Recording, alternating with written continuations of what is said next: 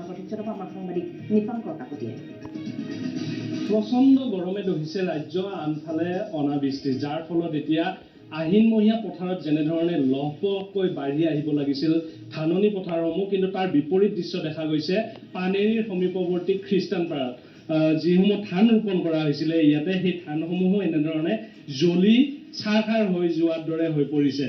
একাংশ ইয়াৰে স্থানীয় কৃষকসকল আছে, তেওঁলোকে মূৰে কপালে হাত দিয়া অৱস্থাৰ এতিয়া সন্মুখীন হৈছে।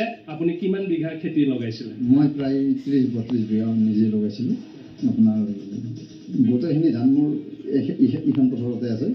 গোটেইখিনি সম্পূৰ্ণৰূপে ভস্মীভূত হৈ গৈছে। বৰ্তমান ৰ'দৰ তাপত জ্বলি গৈছে। এতিয়া আপোনালোকে একমাত্ৰ বৰষুণৰ পানীৰ, বৰ্তমান আমাৰ বৰষুণৰ শেষ ভৰসা। এতিয়া বৰষুণটো আজি প্ৰায় 1.5 মাহ ধৰি বৰষুণৰ এক টোপাল পানীও আমাৰ পথাৰত পৰা নাই। ফলত আমাৰ এতিয়া অৱস্থা খুবেই কেৰাচিন। এতিয়া আমি কি কৰি খাম? আমাৰ একমাত্ৰ ভৰসা ধান খেতিৰ ওপৰতে। এতিয়া বছৰজোৰা আমাৰ খাৱাৰ চিন্তাই আমাৰ কৰি মাৰিব। কাৰণ কি আমাৰ ল'ৰা ছোৱালী আছে, কেনেকৈ পোহপাল দিম আমি যদি আমি খেতিডৰা কৰিব নাপালোঁ? খেতিয়ে বিনষ্ট হৈ গ'ল। এতিয়া আকৌ এইফালে পানী নাই, আনফালে অলপ চলপ খেতি যিও আছে তাকো হাতীয়ে আহি ডেইলি মানে তাক তহিলং কৰি দি আছে খাই খাই, বনৰীয়া হাতীয়ে। এতিয়া উপায় নাই আমাৰ, কি কৰিম আমি? এই দুখীয়া কৃষক ৰাইজৰ উপায় মানে নাই আৰু।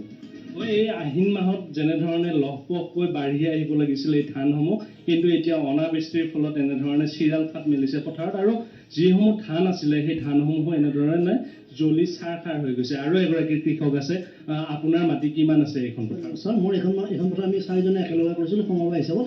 24 বিঘা মাটি, আৰু মোৰ ব্যক্তিগত আছে 6 বিঘা মাটি।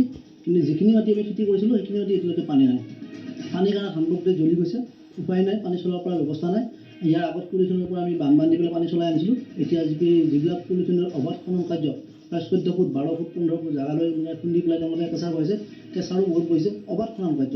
ইয়াতে জলসিঞ্চন বিভাগৰ কোনো নাই, জলসিঞ্চন বিভাগৰ একো আঁচনি এতিয়ালৈকে একো উপভোগ কৰিব পৰা নাই, একো পোৱা নাই।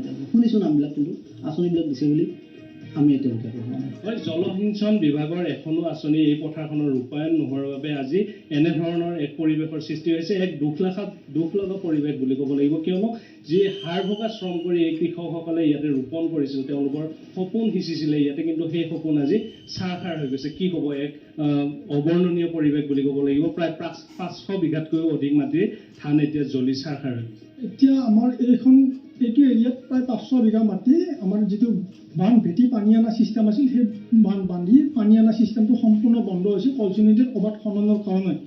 গতিকে আমাৰ এতিয়া আপোনালোকৰ কেমেৰাই মিছা কথা কেতিয়াও নকয়, কেমেৰাই দেখাব মাটিটো কিমানখিনি ফাট মেলিছে আৰু ধানখিনি কিমানখিনি অংশ জ্বলি নষ্ট হৈ গৈছে। এতিয়া মই আপোনালোকক আকৌ দেচলাই মাৰি দিম, কিমানখিনি জ্বলে আপোনালোকে গম পাব। ধান এতিয়া আহিন মাহত ধান ওলাই আছে, সেই সময়ত ধান সম্পূৰ্ণ শুকাই গৈছে। গতিকে আমাৰ ল'ৰা ছোৱালী পোহাটো নহ'বই, নিজে খাবও নহয়, আনকি মাটিৰ মালিকক কিছুমান লিজত লৈ পেলাই কৰা গৈছিল, সেইবিলাককো দিব পৰা নাযাব। গতিকে আমাৰ মানে বিভাগীয় কৰ্তৃপক্ষক আমি বহুতবাৰ আবেদন নিবেদন কৰিও, আমি স্থানীয় আমাৰ MCLA ডাঙৰীয়াৰ ওচৰতো আমি বহুবাৰ আবেদন কৰিছিলোঁ যে আমাক এটা বান্ধ ভটাৰ কাৰণে অলপ কিবা অলপ পাৰিশ্ৰমিক আমাক দিয়ক। তেখেতে দিম বুলি কৈ লাষ্ট মুহূৰ্তত সেইটোও আমাক নিৰাশ কৰি পেলাই পঠাই দিলে। এতিয়া আমাৰ কোনো বিভাগীয় মানে হেৰি নাই, কাৰণ কি আমি গোটেই ৰাইজে মিলি বান্ধ যিটো ভেটি পানী আনি থাকোঁ, সেইখিনিও আমাৰ এতিয়া সম্ভৱ নোহোৱা হৈ গ'ল। এই পথাৰখনত কিমানখন গাঁও জড়িত হয়? এইখনত 3খন গাঁও আছে, তেলিয়াপাৰা, খৈৰাজান গাঁও, খ্ৰীষ্টানপাৰা। প্ৰায় ইয়াতে 500 বিঘা মাটি, এইখিনি হাতত মানে ধান মানুহে কাটিব নালাগে। আৰু সিফালে এখন পথাৰ আছে, তেলিয়াপাৰাৰে এটা অংশ আছে, তাত যদিও অলপ পানী আছে, কিন্তু তাত হাতীৰ কাৰণে 4টা বজাৰ পিছত আৰু মানুহৰ কাৰণে। নিপাংকৰ কাকতি, আপোনাক ধন্যবাদ জনাইছোঁ।